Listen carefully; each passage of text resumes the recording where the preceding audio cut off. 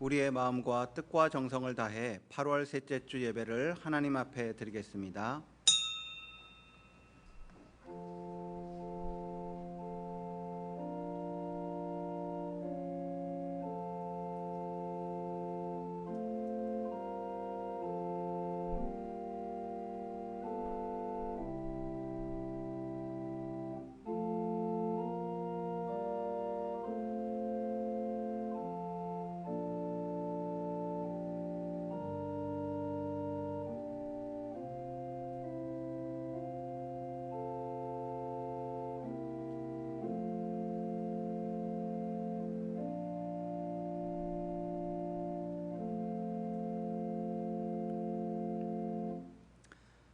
내가 전심으로 주께 감사하며 신들 앞에서 주께 찬송하리이다.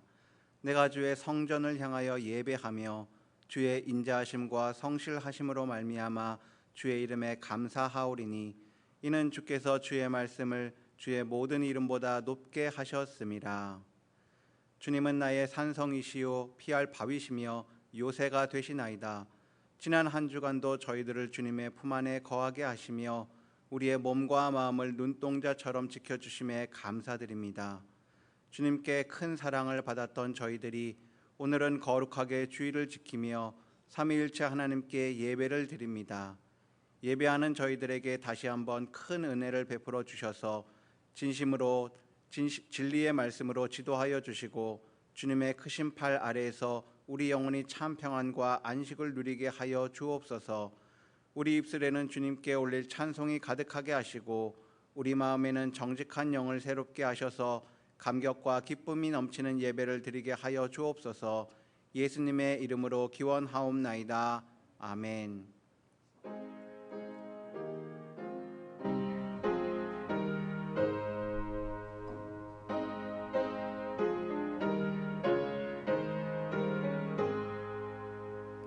만복의 근원 하나님 온 백성 찬송 드리고 저 천사여 찬송하세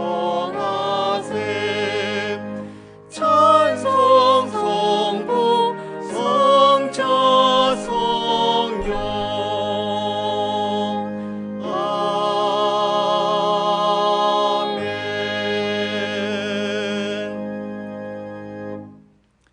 이스라엘은 이제 말하기를 여호와께서 우리 편에 계시지 아니하셨더라면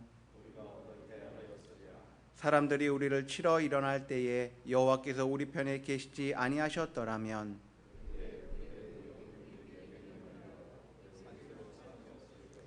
그때의 물이 우리를 휩쓸며 시내가 우리 영혼을 삼켰을 것이며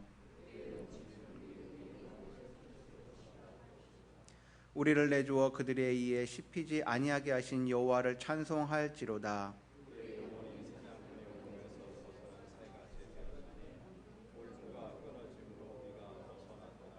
우리의 도움은 천지를 지으신 여호와의 이름에 있도다. 아멘. 나는 전능하신 아버지 하나님 천지의 창조주를 믿습니다. 나는 그의 유일하신 아들 우리 주 예수 그리스도를 믿습니다. 그는 성령으로 잉태되어 동정녀 마리아에게서 나시고 본디오 빌라도에게 고난을 받아 십자가에 못 박혀 죽으시고 장사된 지 사흘 만에 죽은 자 가운데서 다시 살아나셨으며 하늘에 오르시어 전능하신 아버지 하나님 우편에 앉아 계시다가 거기로부터 살아있는 자와 죽은 자를 심판하러 오십니다. 나는 성령을 믿으며 거룩한 공교회와 성도의 교제와 죄를 용서받는 것과 몸의 부활과 영생을 믿습니다. 아멘.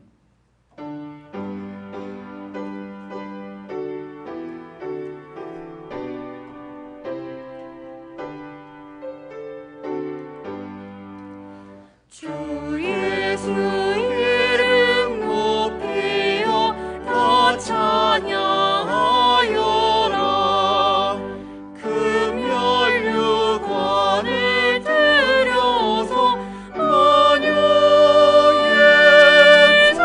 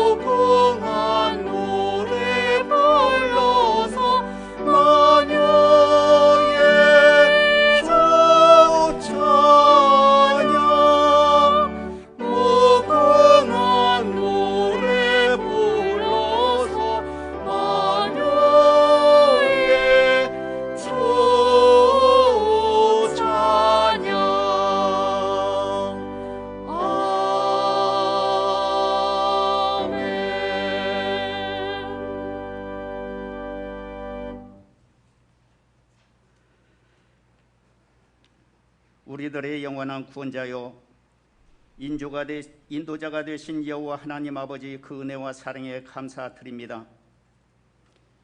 역대 가장 길었던 장마와 폭염 속에서도 우리들을 안전하게 지켜주시고, 전 세계에 전파하고 있는 코로나 바이러스는 우리나라에서도 일파만파로 전염이 되어 가정과 직장과 모든 일터와 일상생활이 마비된 가운데에 오늘 거룩한 성일에 주의 백성들이 주님 전에 나와 예배 드리지 못하고 가정과 병상에서 영상 예배로 드릴 수밖에 없는 우리들의 연약함을 외면치 마시고, 하늘 문을 여셔서 예배하는 성도들에게 하늘의 신령한 복과 은혜로 충만하게 하옵소서.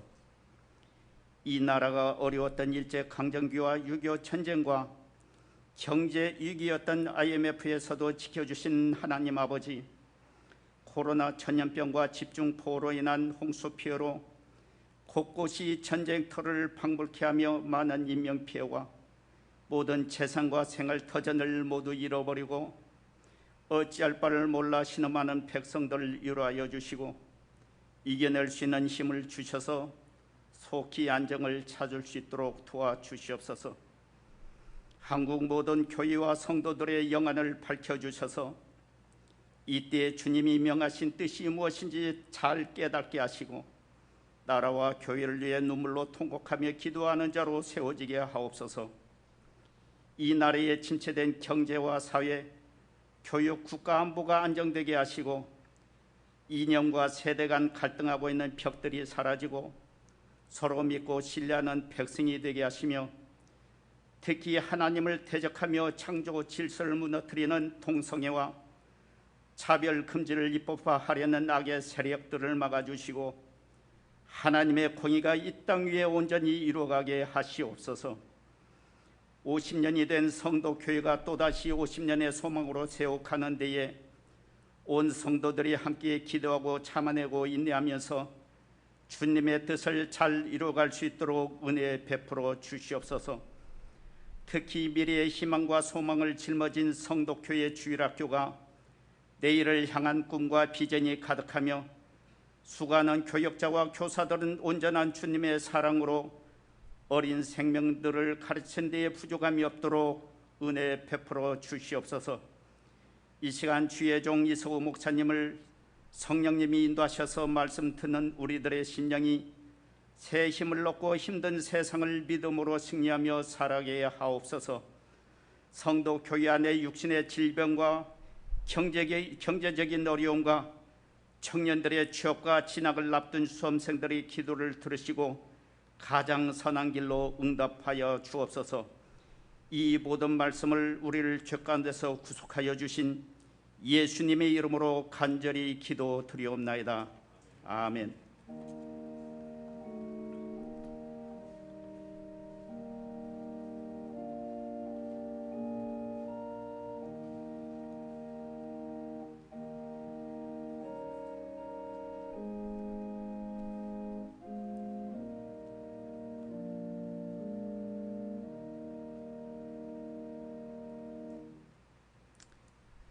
이 시간 우리에게 주신 하나님의 말씀은 사도행전 2장 44절에서 47절 말씀입니다. 신약성경 191면에 있는 사도행전 2장 44절에서 47절 말씀입니다. 이제 하나님의 말씀을 봉독하겠습니다. 믿는 사람이 다 함께 있어 모든 물건을 서로 통용하고 또 재산과 소유를 팔아 각 사람의 필요를 따라 나눠주며 날마다 마음을 같이하여 성전에 모이기를 힘쓰고 집에서 떡을 떼며 기쁨과 순전한 마음으로 음식을 먹고 하나님을 찬미하며 또 온 백성에게 칭송을 받으니 주께서 구원받는 사람을 날마다 더하게 하시니라. 아멘. 이 말씀을 통하여 하나님의 크신 은혜가 함께 하시길 원합니다.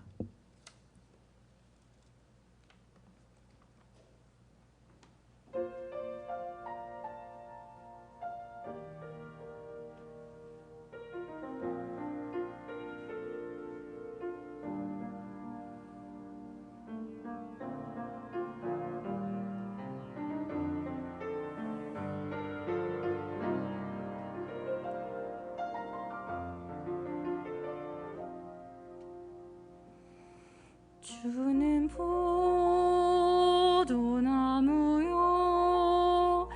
나는 그의 가지라 내가 그 안에 그가 내 안에 거하면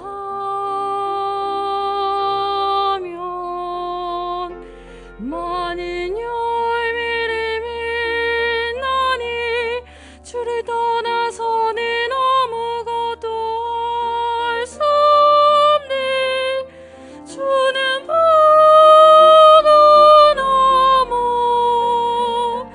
나는 그의 가지라.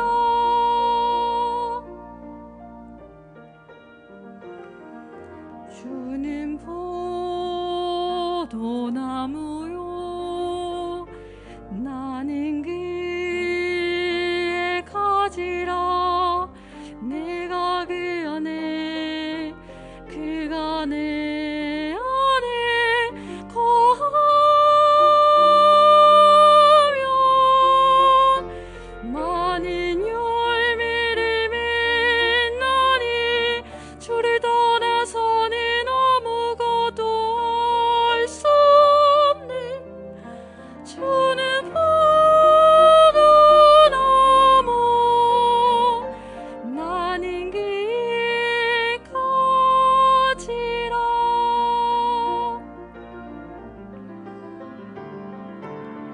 가지가 포도나무에 붙어있지 아니하면 밖에 버리워 말라지나니 너희도 내 안에 있지 않으면 버리워 말라지느니라. 내 안에 거하라 내 안에 거하라 풍성한 열매 맺으면 나의 제자가 되리라. 나의 사랑 안에 거하라 나의 사랑 안에 거하라 네 기쁨 나의 안에서 주만케 함이라. 나의 사랑 안에 거하라 내 기쁨 너의 안에서 충만케 함이라.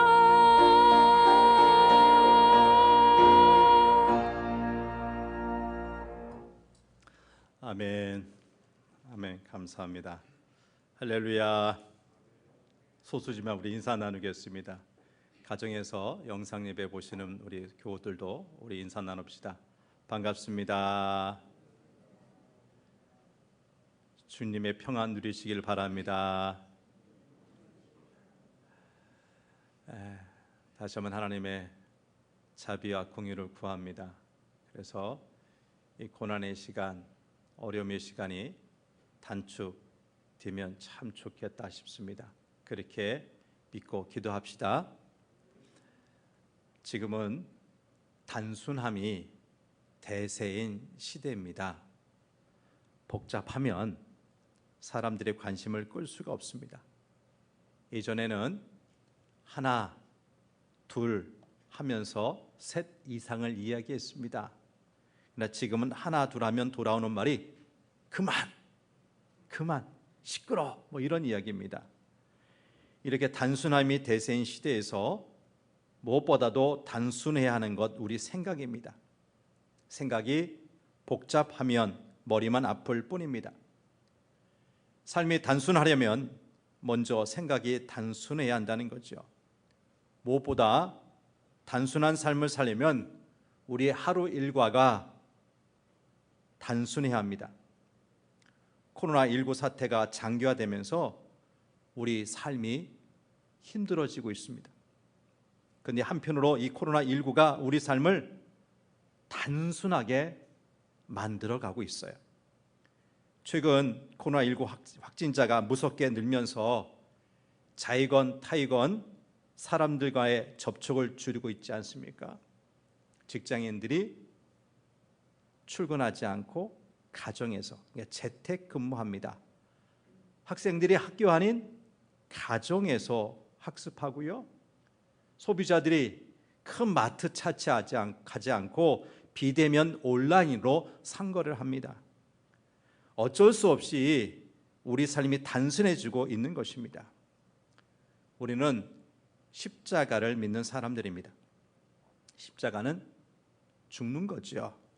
그런데 살 것을 예상하고 죽는 것이 아닙니다.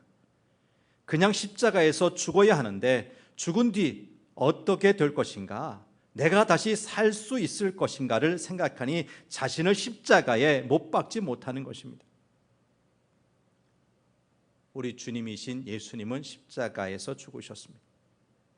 그런데 부활을 예상하고 죽으신 것이 아니라 하나님 아버지의 뜻을 이루기 위해 십자가에서 죽으니 부활이 따라온 것입니다. 이처럼 예수님이 십자가에서 죽으셨기에 우리가 구원을 받게 되었습니다. 우리 신앙도 이렇게 단순해야 합니다. 단순한 신앙이란 어렵지 않습니다. 하나님을 사랑하면 됩니다. 우리가 하나님을 사랑해야 할 이유는 하나님도 단순하시기 때문입니다. 하나님은 우리만 사랑하십니다. 하나님께서 우리만 사랑하시는 이유는 우리가 하나님의 자녀이기 때문입니다. 그렇다면 우리도 단순하게 하나님을 사랑하면 됩니다. 사람이 나와 다른 사람을 사랑하는 이유도 단순합니다. 그냥 사랑하고 싶기 때문입니다. 여기에 이런저런 조건 달면 진짜 사랑이 아닙니다. 사랑이 단순하다는 것, 조건이 없기 때문입니다.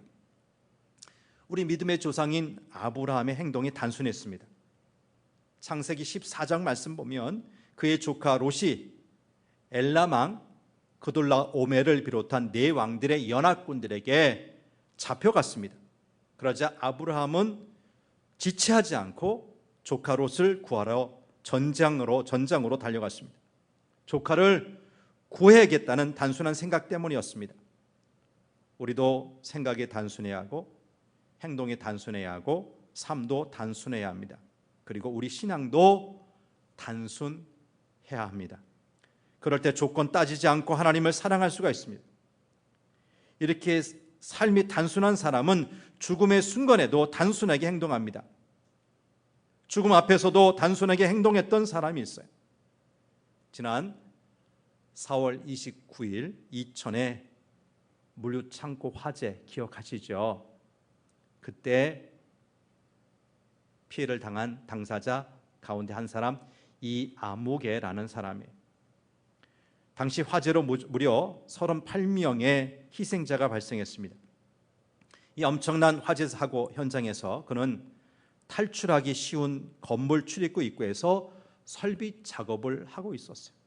그리고 작업자들 중 화재가 발생한 것 가장 빠르게 알았어요. 그러나 그는 불이 난 사실을 알고 즉시 탈출하지 않았습니다. 이럴 때 대부분의 사람들은 살기 위해 죽기 살기로 그 현장을 빠져나오죠. 탈출하는 것입니다.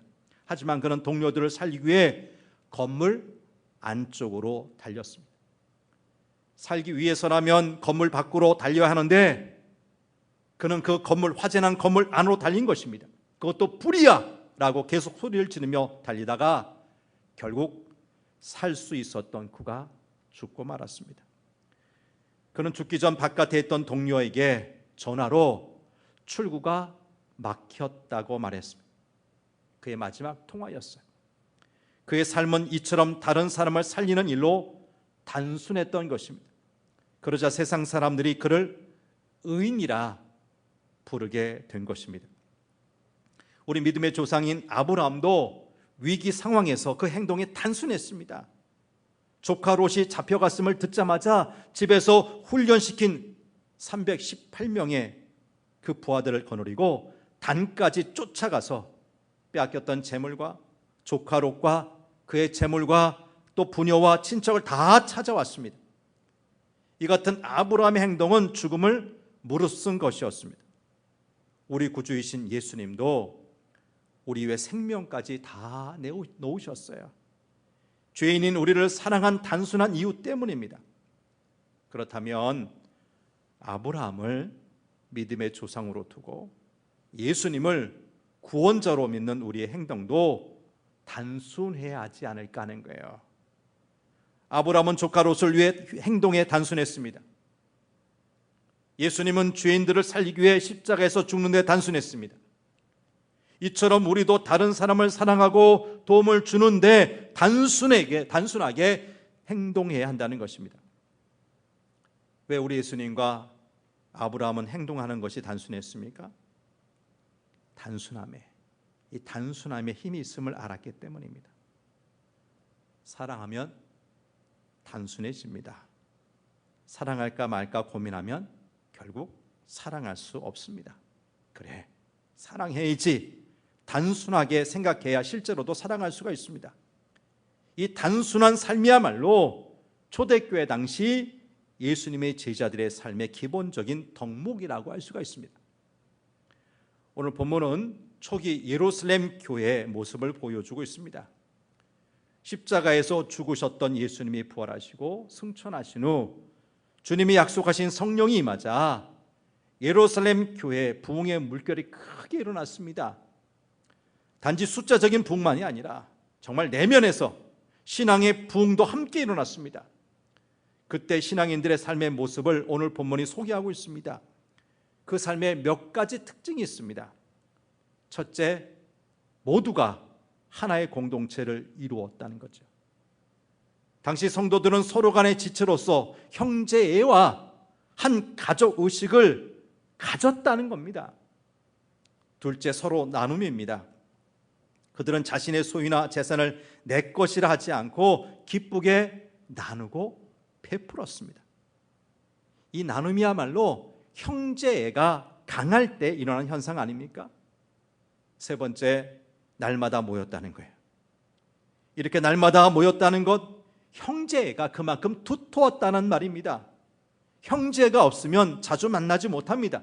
그래서 이웃 사촌이 더 좋다는 말까지 있는 것 아니에요? 네 번째, 그들은 날마다 모여 떡을 떼며 기쁨과 순전한 마음으로 음식을 먹었다고 했어요. 이 네 가지 모습 보면 한 가지 공통점을 발견할 수 있는데 그것이 바로 단순함이에요. 강하게 성령의 임재를 경험한 초대교회 성도들, 날마다 모여 애찬을 나누고 형제를 확인하며 성도의 기술을 나누고 하나님께 예배하였습니다. 여러분, 이것이 천국의 모습 아닐까요? 이런 삶을 한마디로 표현하면 단순한 삶입니다. 그 어디에도 복잡함이나 격식이나 분열이나 욕망이 없습니다. 아주 검소하고 단순한 삶의 형태만 있습니다. 우리 믿음의 사람들의 삶에도 이 단순함이 필요합니다. 특히 이것은 우리 같은 신앙인들에게 더욱 중요한 삶의 형태입니다. 이렇게 단순한 삶에서 깊은 영성이 생기고 풍성한 사랑이 싹트고 형제가 나옵니다. 우리 삶이 단순할수록 영성이 깊어지고 말씀의 묵상이 깊어져서 신앙 성장이 이루어진다는 것입니다. 그런데 오늘 우리의 삶은 너무 복잡하고 분주하고 바쁩니다. 거기에 이웃이나 동료들과의 갈등과 비교, 그리고 인간의 끝없는 욕망까지 더해집니다. 그러니까 오랜 시간 신앙생활에서도 영성이 깊어지지 않는 거예요. 우리는 우리의 삶을 단순해야 합니다. 이제 본문을 통해서 무엇을 단순할 것인지, 어느 면에서 단순한 삶을 살아야 될 것인지 살펴보겠습니다. 첫째, 우리의 미래, 곧 내일을 단순화해야 한다는 것입니다. 본문을 포함한 사도행전을 보면 초대교회 성도들은 그들의 소망을 앞으로 오실 주님, 재림하실 주님께 두었습니다. 당장의 현실은 로마 제국에 의해 황제 숭배를 강요받고 자칫 선민이라 하는 유대인들에게 모진 박해를 받으면서도 그들의 미래는 주님의 재림을 고대하는 마음, 그 소망으로 채워져 있었다는 것입니다. 그러니까 하루하루의 삶에 과욕이 없고 복잡함이 없었어요. 염려나 걱정도 없었어요. 이처럼 제자의 삶은 자신의 미래나 운명이나 생사를 모두 주님께 맡기고 사는 것입니다.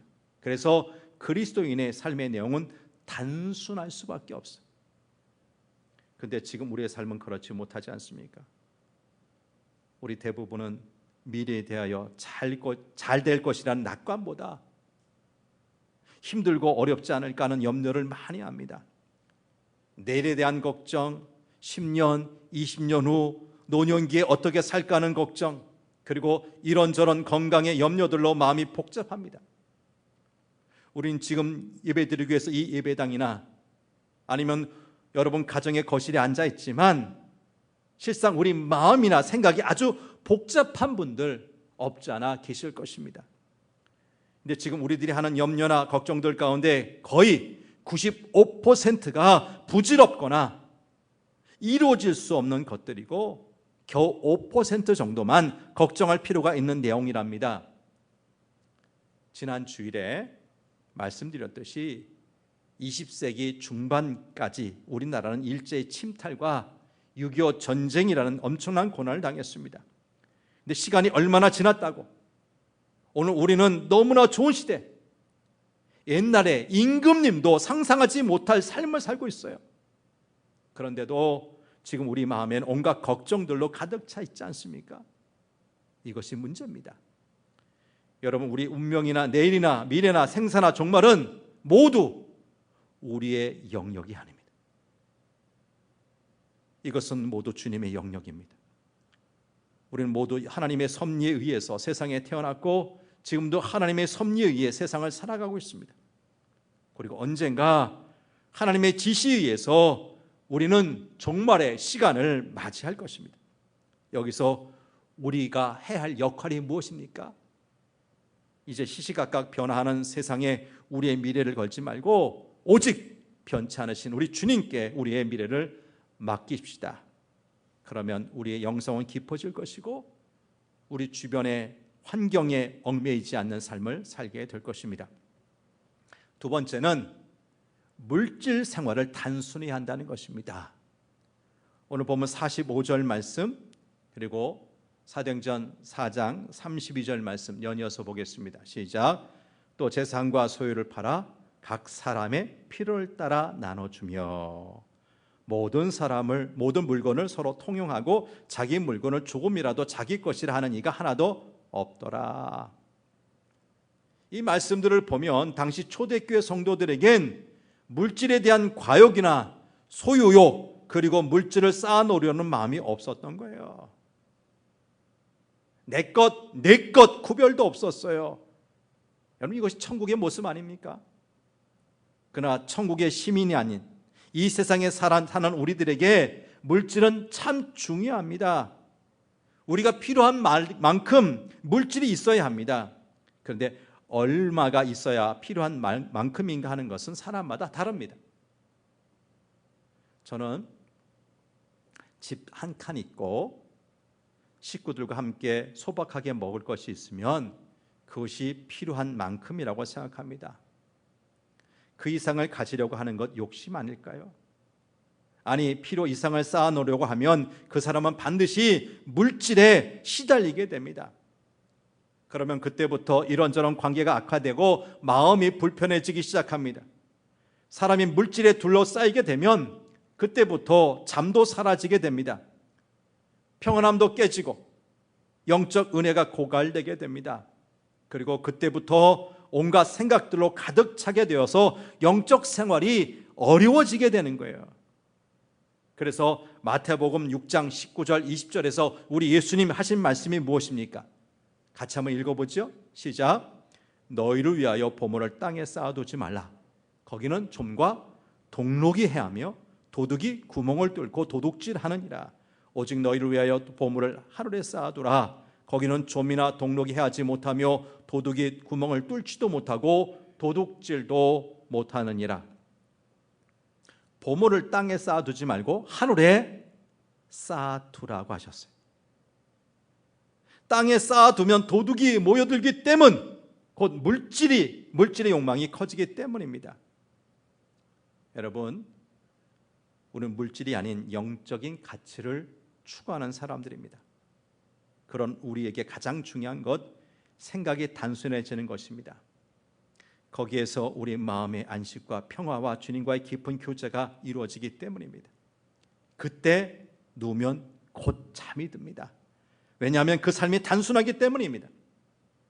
예수님은 풍랑이 이는 바다 위 뱃머리에서도 고운하게 잠을 이루셨습니다.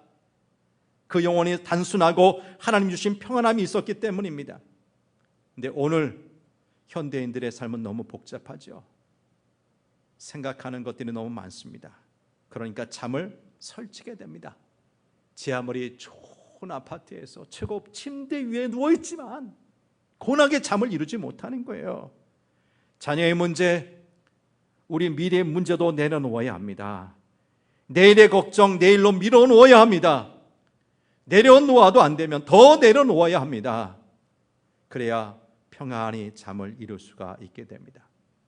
잠을 잘 자지 못하는 이유 가운데 하나는 우리 인생의 짐을 내려놓지 않고 그냥 마음에 안고 있기 때문에, 버스를 타건 기차를 타건 대중교통 수단을 타면 짐을 내려놓아야 합니다.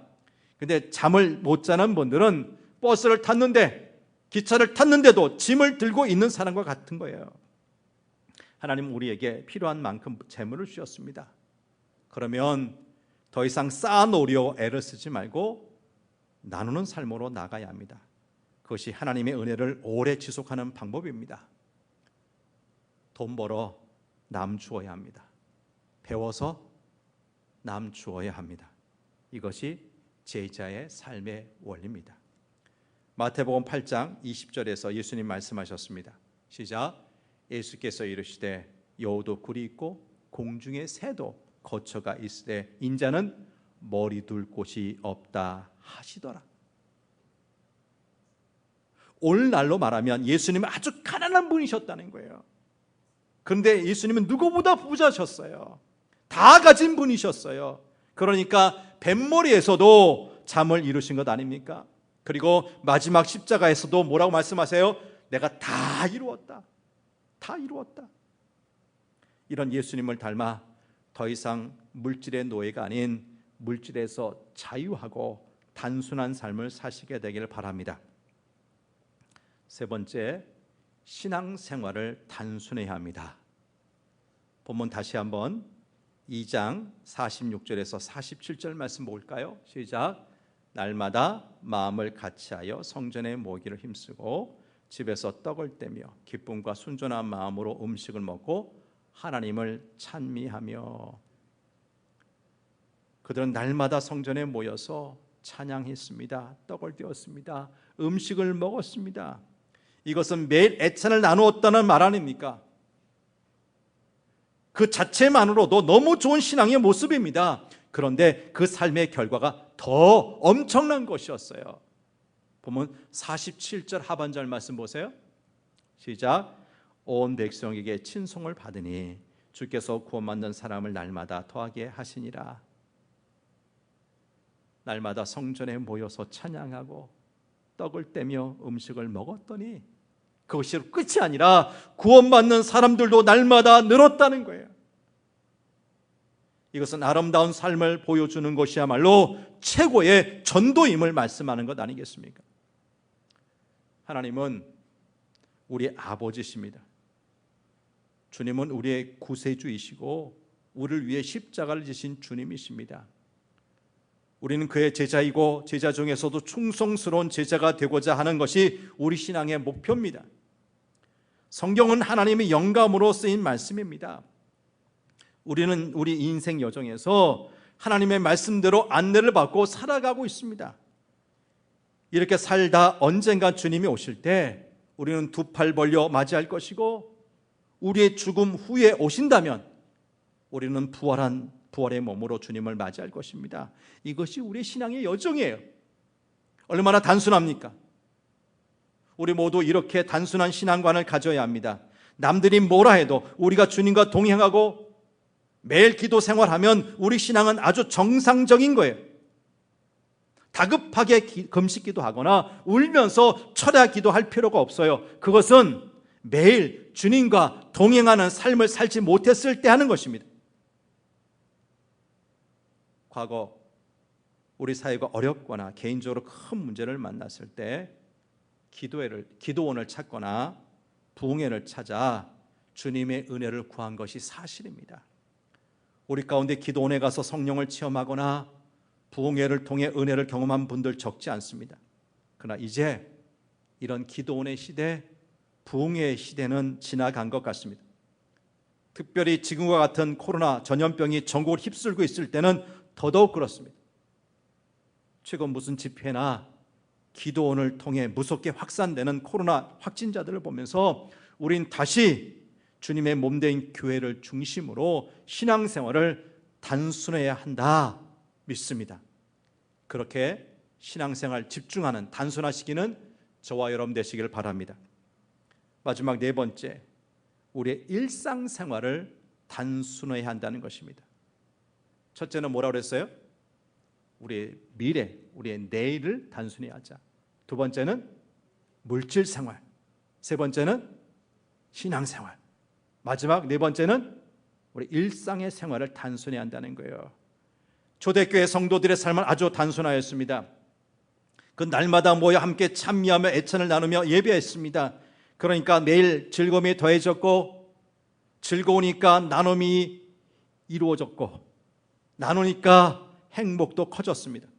그리고 행복하니까 성령이 더 크게 역사하셨고, 성령이 역사하시니 그곳에 치유의 기적이 일어나고, 기적이 일어나니까 그곳에 회복의 역사가 나타나고, 그러니까 믿는 사람들이 날마다 늘어났던 것입니다.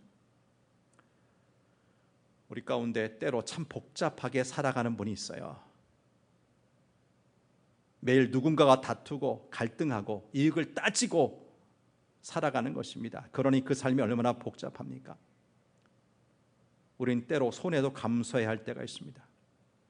그런데 나는 손해보지 않고 살겠다고 매일 따집니다. 그러니 그 삶이 얼마나 피곤합니까? 성경에서 이처럼 힘들게 살았던 사람이 야곱입니다. 야곱은 어려서부터 욕심이 많았어요. 욕심이 많으면 삶이 고달파지고 꼬이는 인생을 살게 되지 않습니까? 야곱이 어려서 아버지를 속였어요.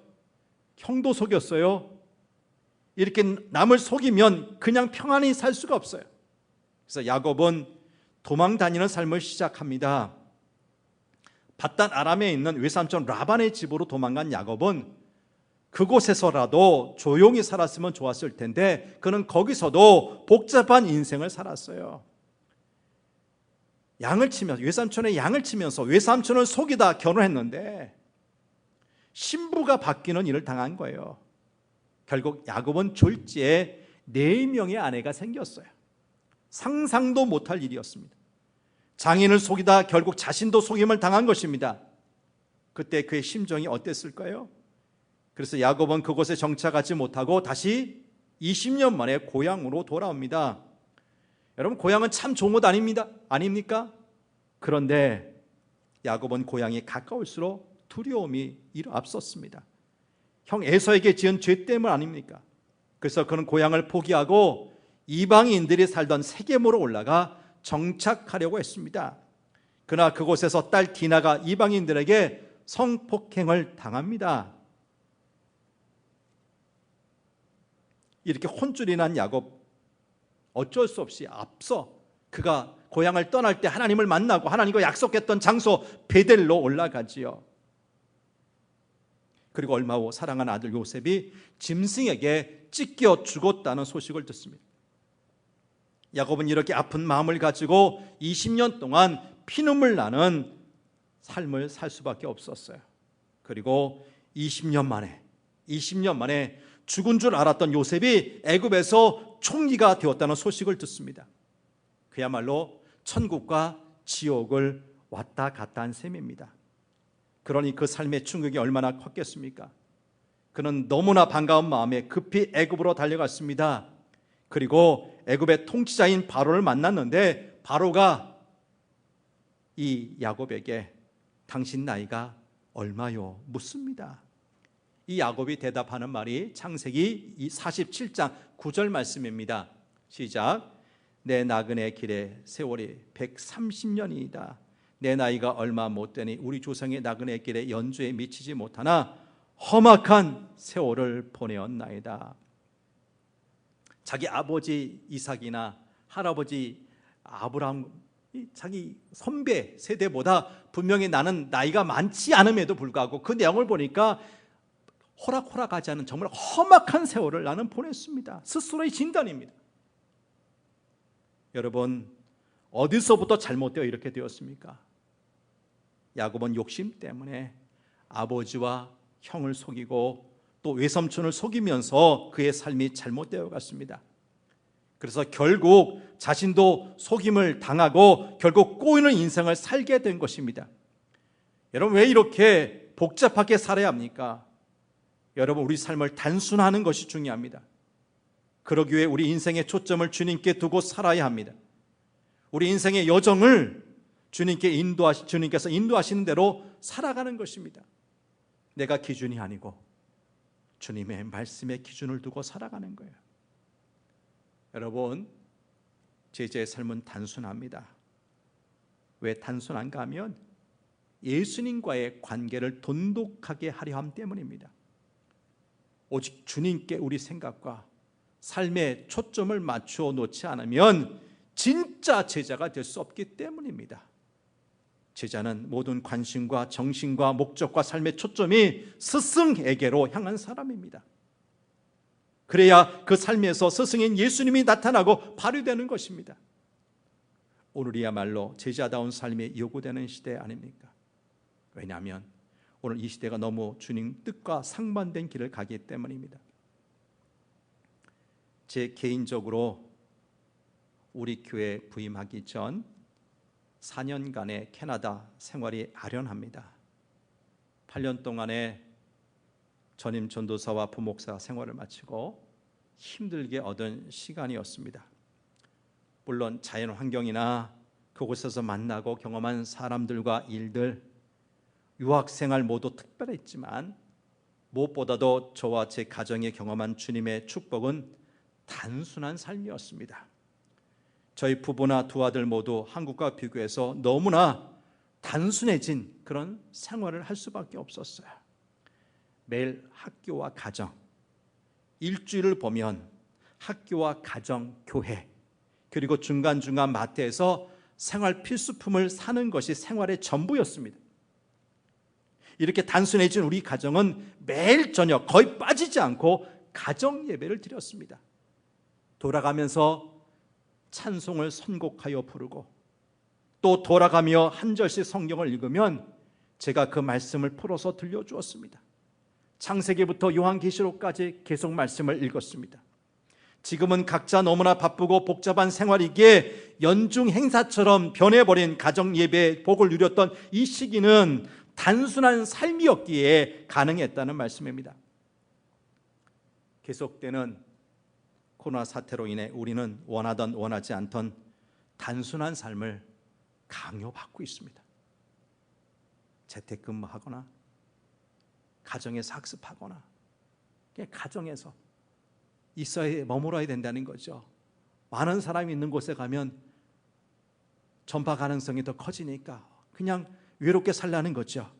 그런데 이것을 잘 소화하지 못하면 우울해지거나 기쁜 마음의 병을 앓게 됩니다. 지금도 우리 주변에서 그런 증상을 앓고 있는 분 있지 않습니까? 아닙니다. 안 됩니다. 우리 이 생활을, 이 상황을 유익한 식으로 만들어야 될 줄 믿습니다.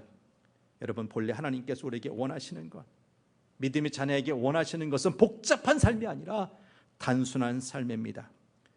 우리의 미래, 우리의 물질, 그리고 우리의 신앙생활과 일상생활에서 이 단순함을 회복하여서 그 자리를 주님께 내어드리고 주님께서 우리를 온전히 주관하시게 되기를 간절히 소망합니다. 하나님 아버지, 너무나 안타까운 현실에서 우리가 주일 예배를 드리고 있습니다. 2월 말 3월 초 급박하게 정말 우리가 준비되지 않은 상황에서 맞이한 코로나 바이러스 확산 초기에는 어쩔 수 없이 대부분의 삶이 멈춰설 수밖에 없었고, 우리가 드리는 예배도 온라인 예배로 드릴 수밖에 없는 상황이었습니다.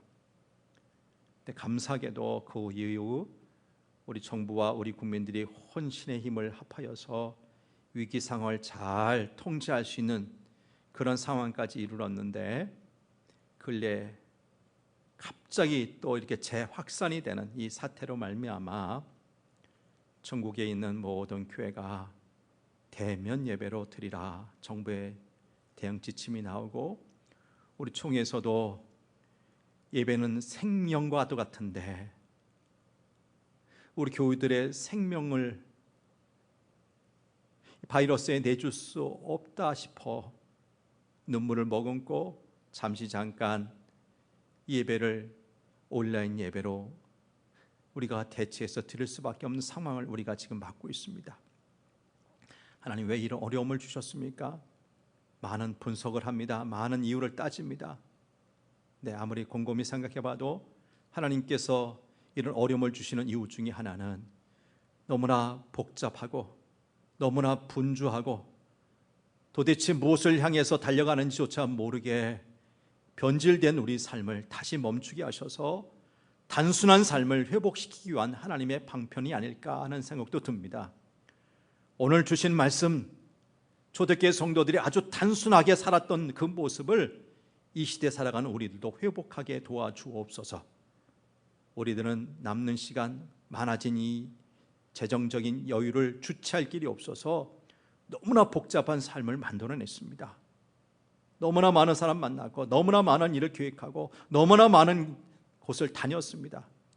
이제는 하나님, 어쩔 수 없이 타의에서라도 멈춰 설 수밖에 없는 현실, 단순해야 할 수밖에 없는 현실에서 우리는 주체할 수 없는 감정에, 우울증에 빠지거나 마음의 아픔, 상처를 입지 않게 도와주시고, 오히려 이 기회를 통해서 주님께서 원하시는 영성적인 삶을 회복하게 도와주옵소서. 그 비결은 단순한 삶에 있다는 것 잊지 않게 되기를 원합니다. 우리의 내일, 우리 미래가 더 단순해지게 되기를 원합니다. 우리의 물질 생활도, 우리 신앙 생활도, 우리 일상의 생활도 지금보다는 훨씬 더 단순화되어서 우리 주님께 맡기며 우리의 삶을 더 주님과 함께 동행하는 복된 삶으로 우리 삶을 방향 전환할 수 있도록 복내려 주옵소서. 오늘 사랑하는 교우들 대부분이 영상을 통해서 예배를 드릴 텐데, 우리 가정이 정말 하나님께서 받으실 만한 예배 처소가 되게 도와주옵소서. 몸도 마음도 정성껏 준비돼서 온 가족 식구들이 한 자리에 모여서 예배 드림으로 우리가 한동안 잊고 있었던 가정 예배의 귀함이 다시 되살아나는 시간 되게 도와주옵소서. 하나님, 이 시간이 빨리 지나가게 되기를 원합니다. 주에게 핏값으로 세운 이 성도 재단에서 흩어졌던 각 성도들이 모여서 오늘 초대교회 성도들처럼 함께 모여 예배하고 찬송하고 음식을 나눠 먹으며 하나님을 찬미하는 놀라운 역사가 다시 재현되게 도와주옵소서. 우리 구주 예수 그리스도의 이름으로 기도하옵나이다. 아멘.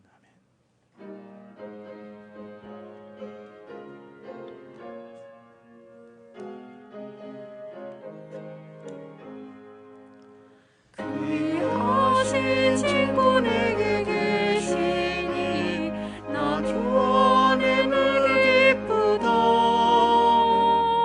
그 피가 내 죄를 씻으셨으니 나 주안에 기쁘다. 나 주안에 기쁘다. 나 주안에 기쁘다. 주 나와 내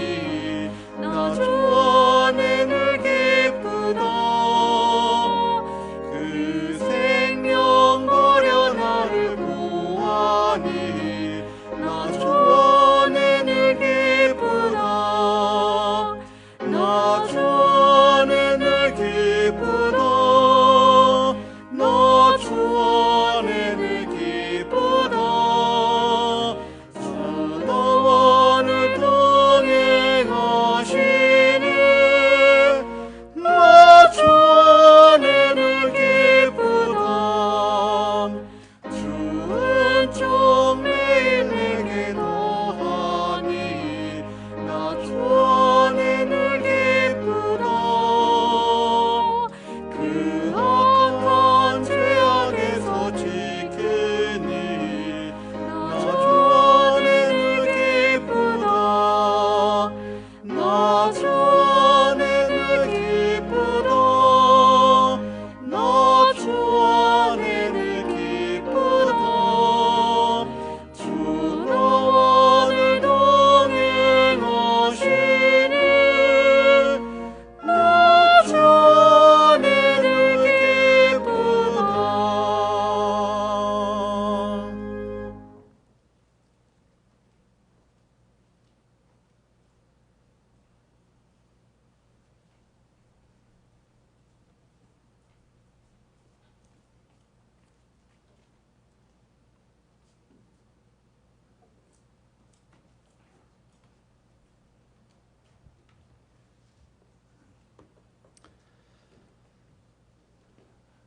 하나님 아버지,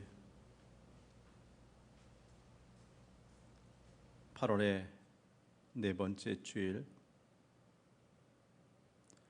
사보 예배까지 드려야 될 오늘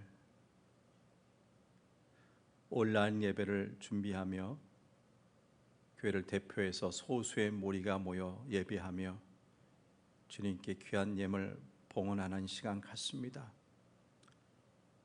비상사태와 같은 이런 시간 결코 길어지지 않게 주님께서 은혜 베풀어 주옵소서.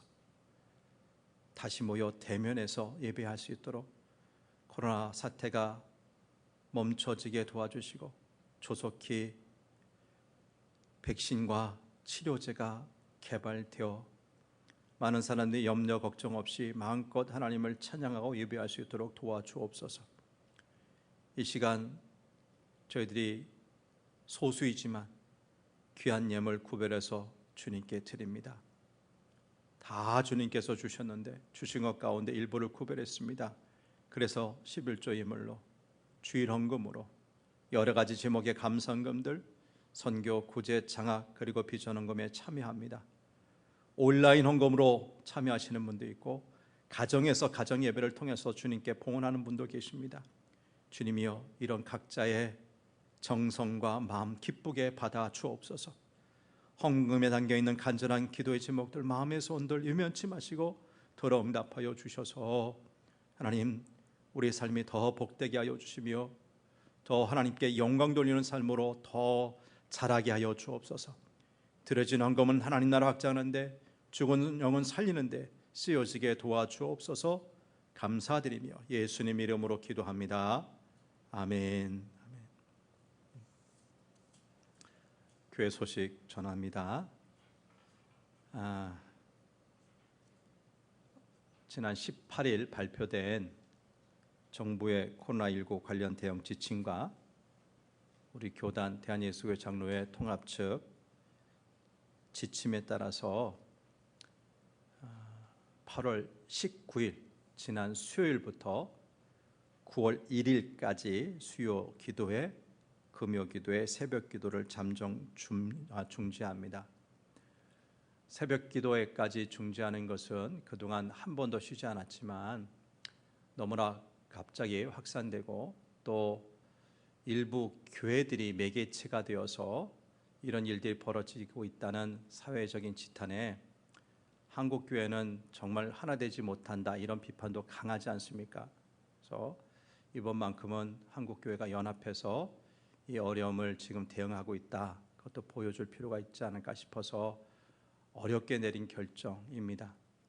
아무튼 2주간의 모든 공적 예배를 잠시 연기하고 또 오늘과 다음 주 주일 예배는 온라인 예배로 드립니다. 근데 여러분 아시지만 다 잠정적인 겁니다. 이런 상황에서 코로나 사태가 다시 통제가 되고 잡혀야지만 우리가 온전한 대면 예배를 회복하지, 이 상태가 지속되면 아마 이 지침은 또 연장되고 연장될 수 있는, 열려져 있는 그 지침이 아닐까 싶습니다. 그러니까 기도하시길 바라고 빨리 이 사태가 끝나야만 될 것 같습니다. 위에서 더 열심히 기도하시고 하나님의 은혜를 구해 주시길 바라고요. 오늘 말씀드렸듯이 오히려 이 교회를 우리가 단순한 삶을 회복하는 좋은 교회로 만들었으면 좋겠다, 이런 생각도 해봅니다.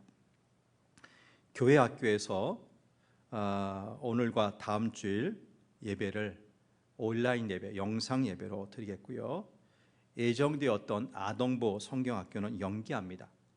단 온라인으로 기획된, 그러니까 굳이 교회 와서 대면해서 모임 성경학교가 아닌 유치부 성경학교와 청년부 수련회 다 온라인으로 기획됐는데, 이것은 그냥 진행합니다. 온라인상이 대면하지 않고 하는 거기 때문에 진행한다는 것 기억하시고 잘 진행될 수 있도록 기도해 주십시오.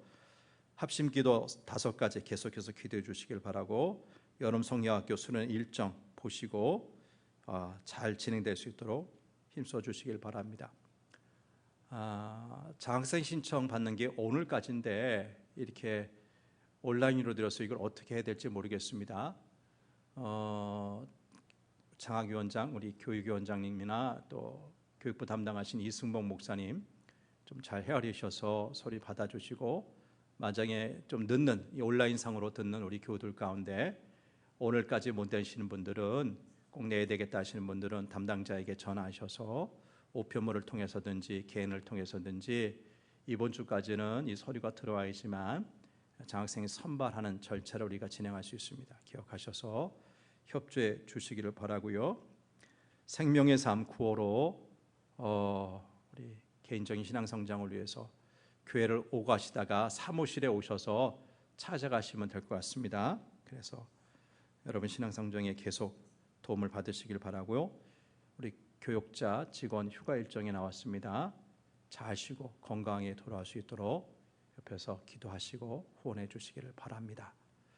다시 한번 나오신 분들 감사드리고, 온라인상 예배드리는 우리 교우들 가정에서 정성 다해 예배 잘 드려주시게 되길 바랍니다.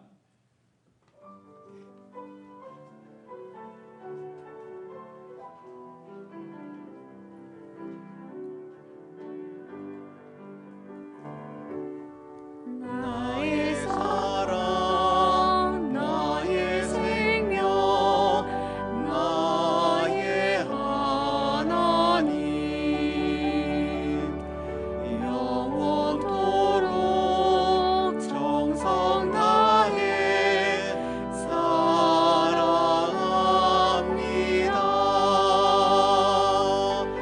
나의 힘드신 여호와여, 내가 사랑합니다. 영원토록 정성 다해 사랑합니다.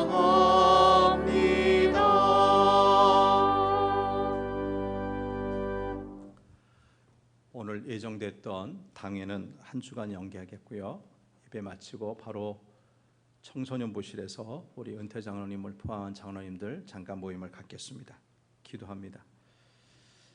지금은 우리 구주 예수 그리스도의 은혜와 하나님 아버지의 넓고 크신 사랑과 보혜사 성령님의 교통하심과 충만하심이 코로나 사태로 어쩔 수 없는 상황에서 이제는 사람들과의 접촉을 끊고 대면 관계를 점점 줄여야 될 이 상황, 오히려 이 상황을 우리는 전화위복의 기회로 삼기 원합니다. 특별히 하나님께서 우리에게 원하시는 영성의 삶을 위해서라도 단순해지기를 원합니다. 우리 자유로 못한 것 하나님께서 강하게 환경을 통해서 역사하시니 이 교회를 통해서 우리의 미래 내일에 대한 삶, 우리 물질 생활, 우리 신앙 생활, 우리 일상의 생활이 더욱 단순해져서 주님과 더 가까이 하고 주님과 더 동행하며 하나님의 온전한 지도를 통해 삶을 살길 원합니다.